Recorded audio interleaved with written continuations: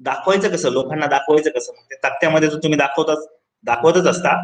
त्याशिवाय काही पद्धती आहेत आपल्या अभ्यासासाठी, काही मोजक्या पद्धती दिलेल्या आहेत. त्यामध्ये पहिलं आपण पाहिलं होतं, कालच्या लेक्चरमध्ये आपण पाहिलं होतं एक मितीय स्तंभालेख. ठीक आहे, त्याला एक आयामी स्तंभालेख पण असं काही ठिकाणी म्हटलेलं आहे. हे पहा, तुमचं जे काही लास्टचं आणि शेवटचं जे चॅप्टर आहे, डाटा प्रेझेंटेशन आणि अनालिसिस, तर त्याचे सादरीकरण आणि विश्लेषण, त्याचा अभ्यास आपण कालच्या लेक्चरमध्ये सुरुवात आपण केली होती. त्यामध्ये जे काही तथ्याचं सादरीकरण करण्यासाठी तुम्ही आकृतीच्या सहाय्याने का दाखवता, याचे काही आपण महत्व, आकृतीच्या सहाय्याने दाखवण्याचं महत्व काय आहे हे पण पाहिलं होतं आणि त्याचे काही कंपोनंट्स पाहिले होते. तर हे पहा, टाइप्स ऑफ डायग्राम्स. तर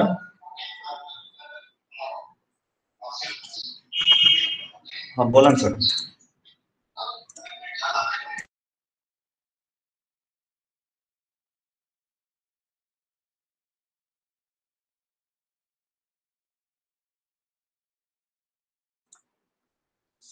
तर हे पहा, हे आपण टाइप्स ऑफ डायग्राम्स, आकृतीचे प्रकार आपण या ठिकाणी लिहिलेले आहेत. पहिली आहे एक आयामी किंवा एक मितीय, दोन्हीपैकी काही म्हणू शकता, एक आयामी स्तंभालेख किंवा बार स्तंभालेख. दुसरी आहे दोन आयामी आकृती, 2 डायमेन्शनल डायग्राम.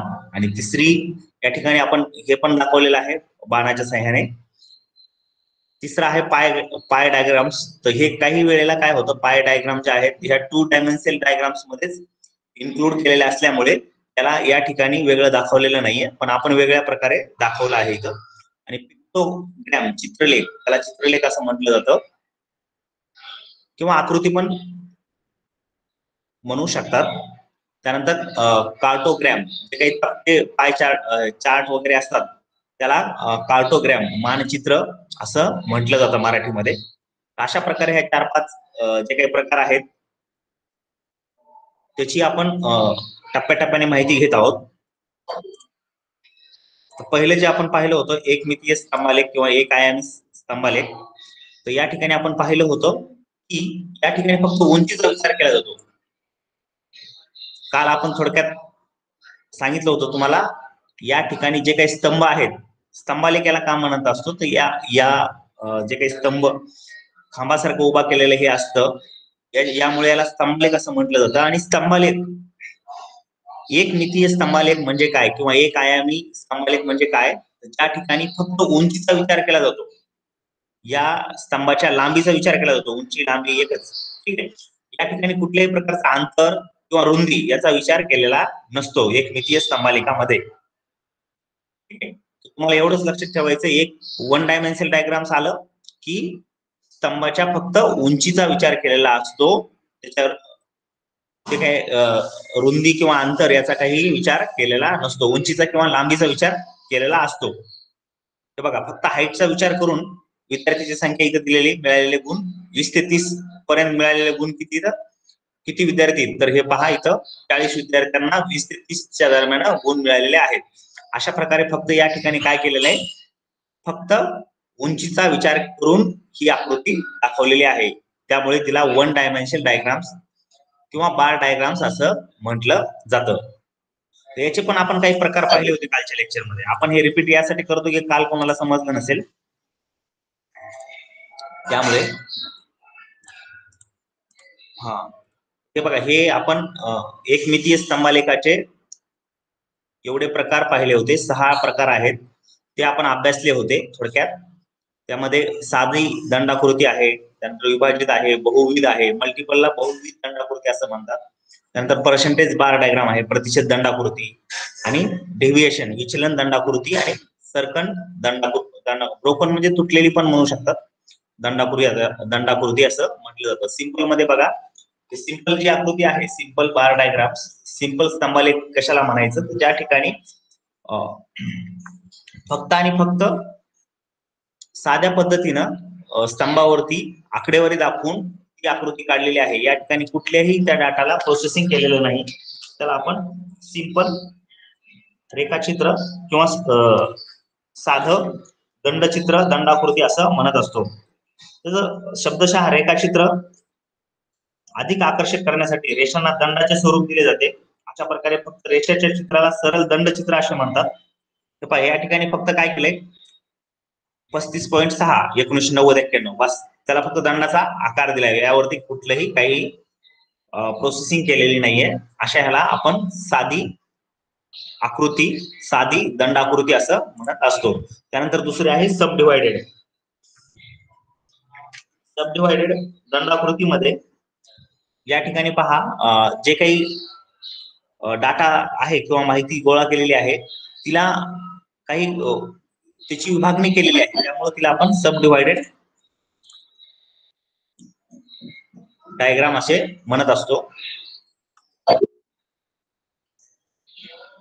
त्यानंतर पुढची जी आहे ती आहे बहुदंड चित्र किंवा बहुदंड दंडाकृती. बहुदंडाकृती असंही त्याला म्हणतात. मल्टिपल या शब्दाचा अर्थच होतो की बाबा मल्टी म्हणजे जास्त, बहु जास्त असं शब्दशः अर्थ होतो. आणि यामध्ये पहा ज्यावेळी एकाच चित्रात म्हणजे एकाच आकृतीमध्ये दोन किंवा अधिक श्रेणी संबंधी माहिती प्रस्तुत करायची असते त्यावेळी बहुदंड दंडाकृती वापरली जाते. बघा या ठिकाणी काय केलंय या चित्रामध्ये, या डायग्राम मध्ये बघताय सेल पण दाखवलाय, ग्रॉस प्रॉफिट पण दाखवलंय आणि नेट प्रॉफिट पण दाखवलेलं आहे. अशा प्रकारे जास्त दाखवायचं तुम्हाला बहुदंड आकृतीचा वापर करावा लागतो. त्यानंतर पुढची जी आहे ती आहे पर्सेंटेज. आपण बघितलंच आहे पर्सेंटेज काढून जर एखादी आकृती तयार केलेली असेल तर तिला आपण प्रतिशत दंडाकृती, प्रतिशत पर्सेंटेजचा शब्द मराठी शब्द प्रतिशत दंडाकृती असं म्हटलं जातं. डेव्हिएशन बार डायग्राम मध्ये विचरण काढून किंवा विचरण दंडाकृती असं तिचं नाव आहे. या ठिकाणी काय आहे जेव्हा जी काही तुम्हाला आकडेवारी दिलेली आहे ती ऋणात्मक आणि धनात्मक दोन्ही प्रकारची असेल त्यावेळेला काही आपण त्या डाट्याचं आपण विचरण काढून जर दंडाकृती दाखवत असतो त्याला विचरणात्मक दंडाकृती असे म्हणतात. आणि ब्रोकन बार डायग्राम तुम्हाला ते सांगितलं ज्या ठिकाणी आकडेवारीमध्ये जास्त मोठ्या प्रमाणात फरक झालेला आहे तेव्हा अशा प्रकारची ब्रोकन हे पहा 2860 हे ब्रोकन तुटल्यासारखं दाखवलंय इथं. तर अशा प्रकारे ब्रोकन बार डायग्राम किंवा तुटलेली दंडाकृती असंही त्याला आपण म्हणत असतो. तशा प्रकारची आकृती आपण काढून आपला जो काही आपण माहिती गोळा केलेली ती सादर करू शकतो. बस आपण हे काल शिकलोच होतो. आपण परत थोडक्यात रिव्हिजन घेतलं. त्यानंतर आता दुसरं जे पाहतोय आपण ते 2 डायमेन्शनल डायग्राम. या ठिकाणी पहा यामध्ये rectangle, square diagram, rectangle diagram, square and circle diagram, pie diagram आणि मल्टिपल पाय डायग्राम अशा प्रकारचे त्यामध्ये वेगवेगळे प्रकार आहेत 2 डायमेन्शनल मध्ये. 2 डायमेन्शनलचा जी काही व्याख्या आहे ती आहे बघा. आपण कालच्या लेक्चर मध्ये जसं एक आयामी आकृतीची व्याख्या बघितली तशीच 2 आयामी आकृतीची व्याख्या काय असेल या ठिकाणी लांबी आणि रुंदी या दोन्हीचा, लांबी म्हणजेच उंची, उंची आणि जाडी, लांबी रुंदीपेक्षा आपल्याला हे शब्द सोपे वाटतात. उंची आणि जाडी जे काही दंडगोल आहेत, जे काही आकृतीमधले आपण दंडगोल बघतो त्याची जाडी पण आणि उंची पण ज्या ठिकाणी गृहीत धरली जाते त्याला आपण द्विमितीय आकृती असं म्हणत असतो. हे बघा निरनिराळ्या जे काही दंडाची उंची आणि जाडी लक्षात घेऊन सांख्यिकीय तथ्ये प्रदर्शित केली जातात म्हणून त्यात उंची आणि जाडी वेगवेगळी असते. त्यामुळे त्या चित्रांना क्षेत्रफळ चित्र, एरिया आकृती, एरिया आकृती ही एरिया डायग्राम असे सुद्धा म्हणतात.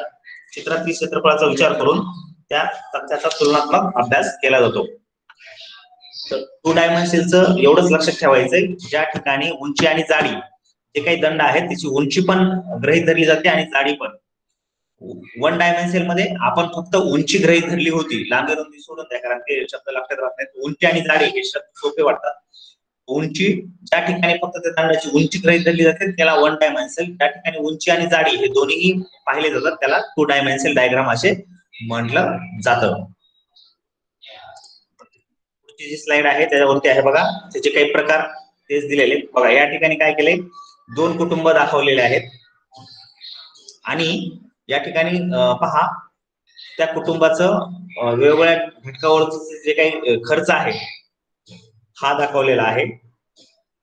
तर या ठिकाणी वेगवेगळं आहे. या ठिकाणी उंची पण गृहीत धरलेली आहे निर्मिती आकृती असल्यामुळे आणि त्याची जाडी पण गृहीत धरलेली आहे.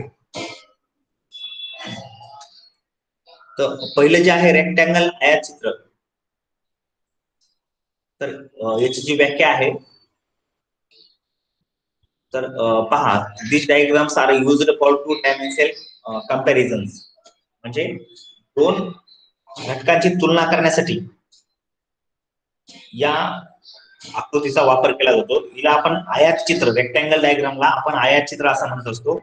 आणि त्याचं जी काही मराठीमध्ये आपण व्याख्या केली, दोन किंवा अधिक गुणांचे एकाच वेळी प्रदर्शन करण्यासाठी, दोन किंवा अधिक गुणांचे एकाच वेळी प्रदर्शन करण्यासाठी आयात चित्राचा उपयोग करतात. आयातीवरील क्षेत्रफळाच्या आधारे तथ्याची तुलना केली जाते. या दोन आयातीतील क्षेत्रफळाची तुलना करण्यासाठी याचे आणखी दोन प्रकार पाडलेले आहेत. तर त्याला आंतरविभक्त आयतचित्र, या जाडीच्या दृष्टीने दंडाचा आकार सारखाच असतो, परंतु दंडाची उंची मात्र मूल्यानुसार कमी जास्त होत असते. त्याला काय म्हणायचं, आंतरविभक्त आयतचित्र. ठीक आहे, तुम्ही नुसतं आयतचित्र म्हणजे काय एवढं जरी लक्षात ठेवलं तर आयतचित्र म्हणजे दोन किंवा अधिक गुणांचे एकाच वेळी प्रदर्शन करण्यासाठी आयात चित्राचा उपयोग करतात. आयातीतील क्षेत्रफळाच्या आधारे तर त्याची तुलना केली जाते. या दोन आयातीतील क्षेत्रफळाची तुलना करण्यासाठी पुढील दोन प्रमुख आधार घेतले जातात. हे बघा, ही आकृती रेक्टँगलची आहे, खाली पण आहे. हे बघा, फॅमिली ए आणि फॅमिली बी याचं डाटा दिलेला आहे. फूडवर त्यांचं एक्सपेंडिचर किती आहे सगळं.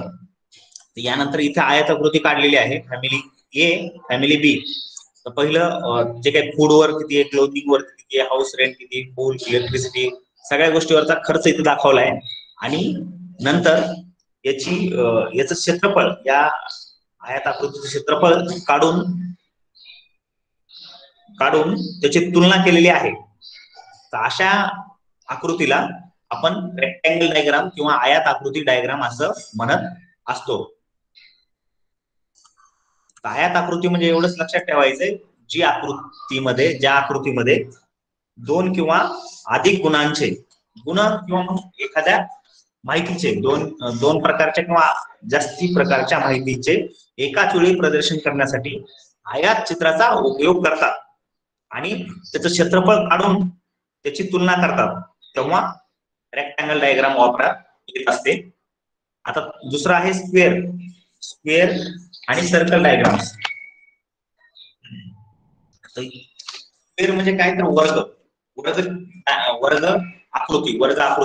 वर्ग आकृतीची व्याख्या जर काय असेल, ज्यावेळी उपलब्ध असणारी तथ्ये अत्याधिक विषय स्वरूपाचे असतात, म्हणजे त्यात असणारी तफावत फारच जास्त असते, त्यावेळी दंडचित्र किंवा आयातचित्र यांच्या माध्यमातून प्रदर्शित करणे फारच कठीण असते.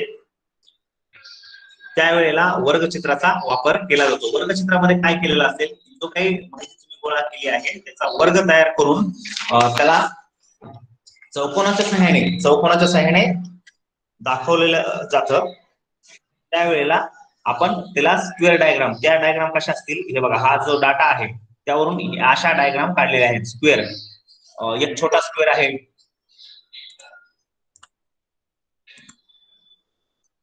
स्क्वेअर डायग्राम म्हणजे काय, त्याच्या नावावरूनच आहे.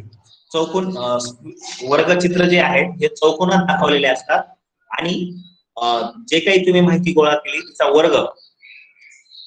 वर्ग तयार करून तुम्ही ते दाखवत असता, त्यावेळेला त्याला वर्गचित्र असं म्हटलं. वर्ग आकृती, वर्गचित्र असं काहीतरी नाव असतं, असं कोणतंही नाव तुम्ही वापरू शकता. अशा प्रकारे स्क्वेअर डायग्राम आणि आयत आकृती यामध्ये फरक काय असेल, जी आकृती चौकोनाच्या सहाय्याने दाखवली जाते, वर्ग करून दाखवली असेल, तिला स्क्वेअर डायग्राम. आणि जी रेक्टँगल म्हणजे काय, जी आकृती आयताच्या सहाय्याने दाखवली जाते तिला रेक्टँगल डायग्राम्स किंवा आयत आकृती असं म्हणतात. तिसरं जे आहे वर्तुळ. तर सर्कल डायग्राम हे आपण हमेशा पाहत असतो. सर्कल डायग्राम मध्येही वर्ग काढले जातात किंवा वर्ग न काढताही जरी दाखवली तरी ही यामध्ये चालत असतं. म्हणून वर्तुळाच्या साहाय्याने जी काही आकृती काढली जाते तिला आपण वर्तुळ आकृती असे म्हणत असतो. हा, तर अशा प्रकारे हे 3 प्रकार तुम्हाला समजले असतील थोडक्यात. ज्यावेळी प्रत्येक माहितीसाठी स्वतंत्र वर्ग बनवायचे असते त्यावेळी समकोर वर्गचित्राप्रमाणेच प्रक्रिया केली जाते. मूल्यांचे वर्गमूळ काढतात, त्यानंतर सर्व मूल्यांना सारख्या संख्येने भाग देऊन परत त्याच्या त्रिज्या निश्चित करून वर्ग तयार करतात. या ठिकाणी सायंटिफिकली काय वर्ग काढूनही काही ठिकाणी तयार केली जाते सर्कल डायग्राम. का तर तो डाटा व्यवस्थितपणे मांडता यावा यासाठी. अशा प्रकारे हे 3 प्रकार. त्याच्यानंतर पुढचा जो आहे तो पाय डायग्रामचा प्रकार आहे. हा, तर हे जे काही पाय चित्र आहेत तर हे जनरली सामान्यपणे कशासाठी वापरले जातात, एखाद्या तुलना करण्यासाठी किंवा एखाद्या जे काही उपविभाग आहेत त्याची समन तपासण्यासाठी या डायग्रामचा वापर केला जातो. आपण शक्यतो हे डायग्राम जास्त प्रमाणात वापरत असतो. या डायग्रामचे जे काय आहे या डायग्राम वर्तुळ डायग्राम सारख्याच असतात. हे बघा, हा डाटा आहे आणि नंबर ऑफ स्टुडंट हे या ठिकाणी पाय डायग्राम म्हणजे काय, पाय चार्ट्स म्हणजे काय, तर या अशा प्रकारचे कॉमर्सचे किती आहेत या ठिकाणी जे काही डाटा दिलेला आहे त्यावरून हे वर्तुळाच्या सहाय्याने दाखवलेलं आहे. पर्सेंटेजच्या सहाय्याने जेव्हा दाखवलं जातं आणि ते वर्तुळामध्ये दाखवलं जातं तेव्हा तिला पाय डायग्राम असं म्हटलं जातं. नंबर ऑफ स्टुडंट इथे दिलेले आहेत आणि अँगल्स इन डिग्री अशा प्रकारचा डाटा घेऊन या ठिकाणी पर्सेंटेज काढून त्याचं दाखवलं आहे. मल्टिपल पाय डायग्राम म्हणजे काय, म्हणजे अनेक पाय डायग्राम्स. तर अशा प्रकारचे 2-3 चित्र जर काढले त्याला आपण मल्टिपल पाय डायग्राम असे म्हणत असतो. हे बघा, अशा प्रकारचं फॅमिली ए, फॅमिली बी, फूड क्लोथिंग वरती काय खर्च आहे त्याप्रमाणे अशा जर काढल्या त्याला आपण म्हणजे मल्टिपल पाय डायग्राम असं म्हणत असतो.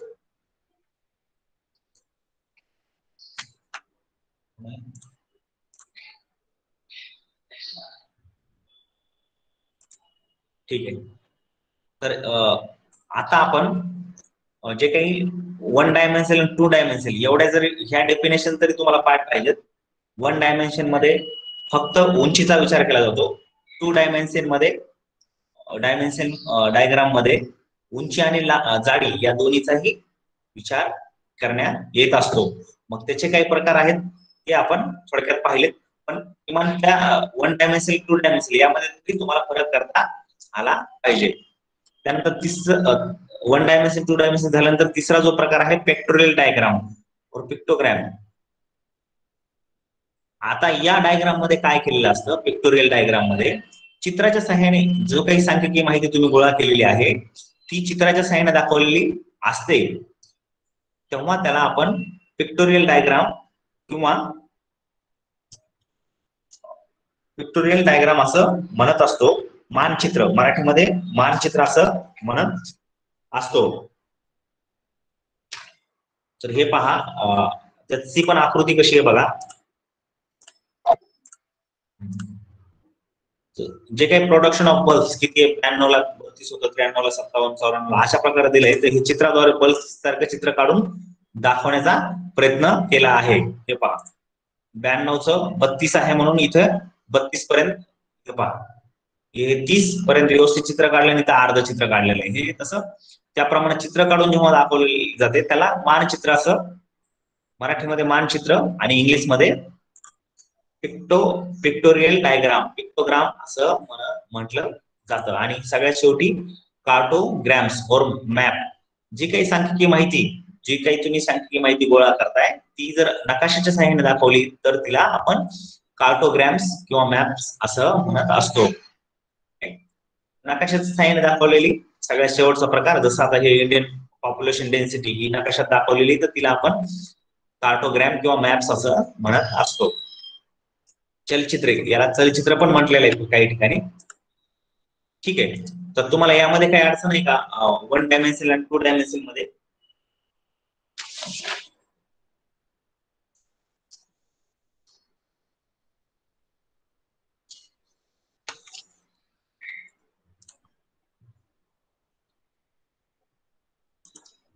हा, कोणी बोलतोय काय 1 डायमेन्शनल कशाला म्हणायचं, 2 डायमेन्शनल कशाला म्हणायचं? अशा ज्या डायग्राम्स आहेत या आता तुम्हाला हाताने काढण्याची गरज उरली नाहीये. टेक्नॉलॉजी एवढी पुढे गेलेली आहे, तुम्ही हे एक्सेलच्या सहाय्याने अशा डायग्राम्स काढू शकतात. ठीक, अशा डायग्राम्स काढू शकतात आणि त्याप्रमाणे तुमचं जे काही तुम्ही सांख्यिकीय माहिती गोळा केली आहे ती सादर करू शकतात, तिचं सादरीकरण करू शकतात. त्यामुळे काय होईल, नक्कीच दिसायला त्या आकर्षक असतील, समजायला सोप्या असतील. अशा प्रकारचे तुम्हाला तुमच्या प्रोजेक्टमध्ये, तुमच्या प्रकल्पामध्ये जर अशा प्रकारे तुम्ही डायग्रामचा वापर केला तर निश्चितच त्याचा इम्पॅक्ट चांगला दिसेल, परिणाम चांगला होईल आणि समोरच्या व्यक्तीलाही ते समजण्यास सोपं असेल. तर 1 डायमेन्शनल 2 डायमेन्शनल मध्ये काही प्रॉब्लेम आहे का तुम्हाला? आपण पुढचं घेऊया.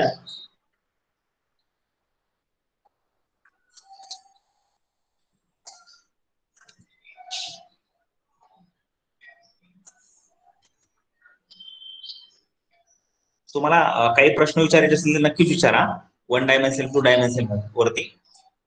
त्याच्या पुढचा जो भाग आहे तो आहे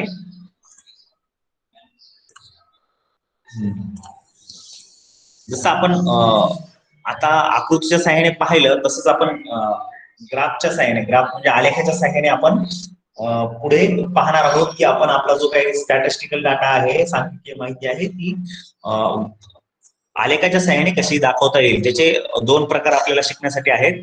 एक आहे वारंवारता वितरणाचं आलेख आणि दुसरा आहे काल क्रमानुसार बनवलेला आलेख. या 2 प्रकार आपल्याला शिकायला आहेत, आपल्या अभ्यासाला आहेत. त्या दोन्ही प्रकारामध्ये कशा प्रकारे दाखवलं जाईल याची माहिती आपल्याला थोडक्यात घ्यायची आहे. तर हे जे काही ग्राफिकल रिप्रेझेंटेशन आहे याचं महत्व काय आहे तर बघा, पहा या स्लाइड वरती. आपण आतापर्यंत जे पाहिलं 1 डायमेन्शनल डायग्राम्स आणि 2 डायमेन्शनल ते आकृतीचे प्रकार होते. ज्या काही आकृती आपण एक्सेलच्या सहाय्याने काढत असतो त्याचे वेगवेगळे प्रकार होते. आता आपण आलेखाच्या बाबतीत विचार करत आहोत.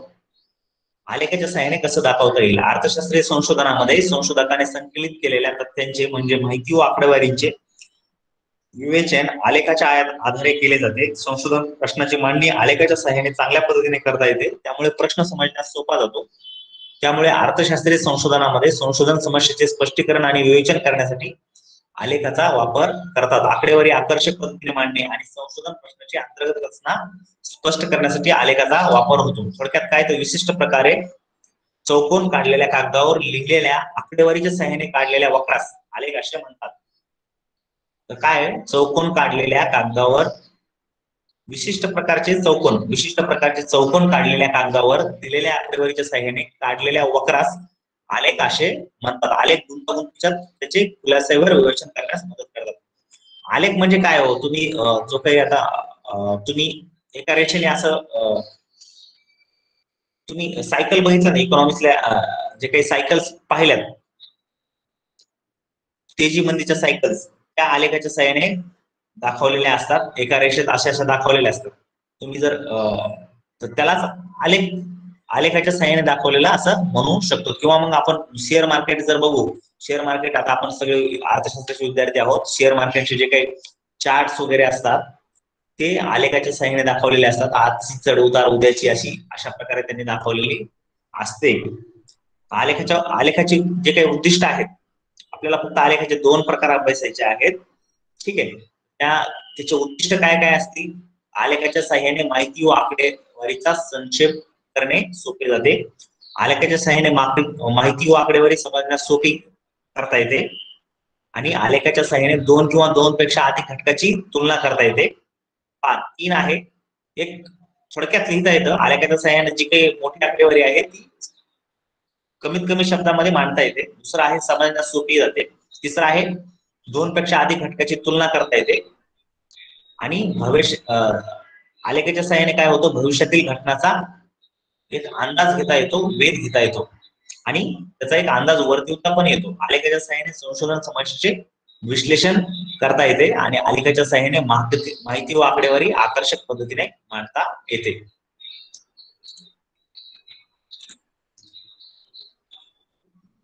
तर आलेखाची तत्वे किंवा आलेख काढण्यासाठी त्या काही आवश्यक बाबी आहेत या स्लाइड वरती आहेत. तर आलेख काढण्यासाठी आवश्यक बाबीमध्ये पहिलं जे पाहिलं तर योग्य प्रमाण निवडणे. आलेख काढण्यासाठी योग्य प्रमाण निवडणे आवश्यक आहे. संशोधन समस्येसंबंधी उपलब्ध माहिती, आकडेवारी आणि त्याचा आशय विचारात घेता आलेखाचे प्रमाण निश्चित करणे आणि त्या प्रमाणानुसार उपलब्ध माहिती आकडेवारीच्या सहाय्याने आशय न बदलता आलेख काढता येतो. प्रमाण व्यवस्थित निवडलं पाहिजे जेव्हा तुम्ही आलेख काढताय तेव्हा. त्यानंतर समावेशक शीर्षक. जो काही आलेख तुम्ही काढताय त्याला एक जी काही माहिती तुम्ही दाखवताय त्याला त्याच माहितीच्या आधारावरती तुम्ही व्यवस्थितपणे एक सर्व समावेशक शीर्षक देणे आवश्यक असते. आणि जे काही दोन चल घेताय, आता आपण बऱ्याचशा डायग्राम काढत असतो इकॉनॉमिक्स मध्ये. आपण दोन अक्ष दाखवत असतो. कोणत्याही अक्षरा अशा अक्षरावर म्हणजे प्रत्येक अक्षरावर काय असावं, स्वतंत्र म्हणजे वेगवेगळं चल असावं. व्हेरिएबल्स. चल म्हणजे काय, इंग्लिश मध्ये त्याला व्हेरिएबल्स म्हणतात आणि मराठीत चल. तर वेगवेगळे चल म्हणजे काय, तर एखादी जी काही माहिती दाखवताय ती माहिती तुम्ही अक्षावर वेगळ्या घटनेबाबत माहिती दाखवली पाहिजे आणि म्हणजे स्वतंत्र माहिती दाखवली पाहिजे आणि दुसऱ्या अक्षावर स्वतंत्र माहिती दाखवली पाहिजे. आणि अ या अक्षावर चलनाची सुरुवात शून्यापासून व्हावी. आता जे काही माहिती तुम्ही घेताय ती 0, 10, 20, 25, 30 अशी वाढत जाणारी असावी. आणि दोन्ही जे काही दोन्ही उभ्या बाजूवर दोन चल घटक दाखवावेत. आलेखामध्ये दोन्ही उभ्या बाजूवर दोन चल घटक दाखवावेत व संशोधन समस्येसंबंधी उपलब्ध माहिती व आकडेवारीनुसार दोन घटकाची तुलना करण्यासाठी आलेखाचा वापर करू शकतात तुम्ही. वापर केला जातो. आलेखामध्ये कागदाच्या दोन उभ्या बाजूवर दोन चल किंवा घटक दाखविता येतात व आलेखाच्या सहाय्याने दोन वक्र काढून तुलना करता येणे शक्य होते. त्यानंतर काय, प्रमाणे स्पष्ट असावी. आलेखामध्ये वापरलेली जी काही प्रमाणे आहेत ती स्पष्ट असावीत. आलेख कागदाच्या उजव्या बाजूला वरच्या कोपऱ्यात किंवा आणि अशय अक्षराच्या बाजूला आलेखामध्ये वापरण्यात येणारे प्रमाण लिहावे. संशोधकाला प्रमाण ठरवण्याचा अधिकार असतो. आलेख हे जे काही आलेख आहेत ते आलेख कागदावरती काढावे लागतात. आलेख कागद तुम्ही पाहिले असतील बघा, तर त्याप्रमाणे त्यावरती तुम्हाला काढावे लागतील. आणि ह्या गोष्टी तुम्हाला लक्षात ठेवाव्या लागतील की काय काय आवश्यक बाबी आहेत त्यावरती जर आपलं सांख्यिकी माहिती दाखवायची आहे तर. आणि सगळ्यात सातवा आहे वक्र स्पष्ट दिसावेत. आलेखावर जे काही वक्र तुम्ही काढलेले आहेत ते जर व्यवस्थित दिसत नसतील तर निश्चितच ते समोरच्याला समजणार नाहीत. तर वक्राचा जो काही चढ उतार आहे दाखवताना तो वक्र स्पष्टपणे नजरेत भरणे आवश्यक आहे. चढ उतार आपण बघत असतो. जे काही तेजी मंदीची सायकल आहे ती आलेखावर आलेखाच्या सहाय्याने दाखवता येते आणि मग किती तेजी झाली, किती मंदी, अशा प्रकारची आकडेवारी त्या ठिकाणी दाखवली जाते. तेजी मंदी आपल्याला डायग्रामच्या सहाय्याने दाखवायची तर खूपच किचकट बाब होईल, त्यामुळे आलेखाच्या सहाय्याने दाखवलेली असते. त्यानंतर आहे बघा 8वा आहे वक्राची गर्दी असू नये. आता एकाच आकृतीवरती तुम्ही खूप सारे वक्र काढले, चढ उतार त्यामध्ये स्पष्टपणे कोणत्याच गोष्टी ती समजण्यास अवघड जाईल. आणि जी काही आकडेवारी तुम्ही घेताय, सांख्यिकी माहिती गोळा करताय, त्याचा संदर्भ तुम्ही दिला पाहिजे. त्यामुळे त्याचे स्पष्टीकरण व्यवस्थित दिले पाहिजे. आणि 10वा आहे घटक किमती व कागदाचा आकार यांचा मेळ. आलेख काढताना आणि प्रमाण निवडताना चल किंवा घटकाच्या किमती आणि कागदाचा आकार विचारात घेऊन त्याचा मेळ घालून आलेख काढणे आवश्यक असते. थोडक्यात काय, तर आलेख काढताना संशोधकाने संशोधन समस्यासंबंधीची माहिती, आकडेवारी आणि मार्गदर्शक तत्वाचा वापर करून कला कौशल्याचा आणि ज्ञान अनुभवाचा वापर करून आलेख काढावा. म्हणजे आलेखाच्या सहाय्याने संशोधन समस्या किंवा विषम अधिक चांगल्या पद्धतीने स्पष्ट करता येईल. आलेख कसे काढायचे, काय त्याचे काही चित्र मी तुम्हाला दाखवतो. तर आपल्याला फक्त दोन जे काही आलेखाचे ग्राफचे प्रकार बघायचे ते टाइम सिरीज ग्राफ्स आणि फ्रिक्वेन्सी ग्राफ. त्यामध्ये पुन्हा 1 variables, 2 variables, more than 2 variables, अशा प्रकारे 3 प्रकार टाइम सिरीज म्हणजे ज्या ठिकाणी एकच चल आहे असं दोन चल असतील त्या ठिकाणी कसं डायग्राम काढली पाहिजे, आणि मोर दॅन दोन पेक्षा जास्त व्हेरिएबल्स किंवा चल असतील त्या ठिकाणी कशी आकृती आयताच्या सहाय्याने काढायची, याचे काही चित्र आणि याच्या व्याख्या आपण उद्याच्या लेक्चर मध्ये पाहूयात. आज फक्त आणि फ्रिक्वेन्सी ग्राफ मध्ये पण फ्रिक्वेन्सी बार्स, हिस्टोग्राम, फ्रिक्वेन्सी पॅलिगॉन आणि फ्रिक्वेन्सी कर्व अशा प्रकारे आणि ओक्यू अशा प्रकारे काही प्रकार यांनी पाडलेले आहेत. त्याचाही अभ्यास आपण पुढच्या लेक्चर मध्ये करू. आज फक्त एकमितीय आणि द्विमितीय किंवा एक आयामी आणि द्विआयामी आकृती याच्या व्याख्या, याचे प्रकार तुम्हाला लक्षात ठेवायचे. आणि आलेखाचे जे काही उद्दिष्ट काय आहेत हे, आणि आलेख काढताना तुम्ही कोणकोणती काळजी घेतली पाहिजे या बाबतीत आपण आजच्या लेक्चर मध्ये अभ्यास केला आहे. एवढं तुम्ही लक्षात ठेवू शकता. आणि जे काही तुम्ही आकृतीचे प्रकार बघताय ते फक्त आकृतीवरूनच त्याचे प्रकार ठरलेले असतात. आकृती कशी आहे त्यावरून प्रकार ठरलेले असतात. फक्त दोन्हीमध्ये कधीही गोंधळून जायचं. एक आयामीमध्ये फक्त उंचीचा विचार केला जातो, द्विआयामीमध्ये उंची आणि जाडी या दोन्हीचाही विचार केलेला असतो. ठीक आहे, तुम्हाला काही बोलायचंय कोणाला?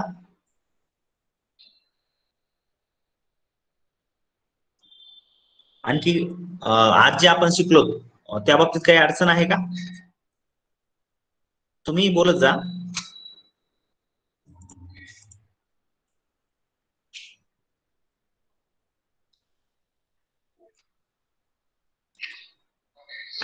ओके, नाही बोलायचं. ठीक आहे. तर ठीक आहे, आपण आता फक्त आपलं काय राहिलंय, जे चौथ्या चॅप्टर मधलं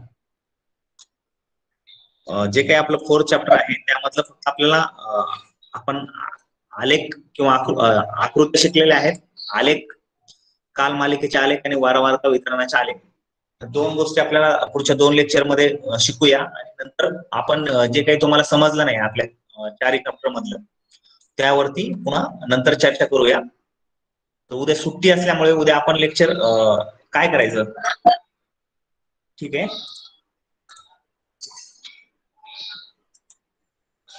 तर उद्या लेक्चर सुट्टी असल्यामुळे आपण आपलं होणार नाही. शनिवारी आपलं लेक्चरच नसतं.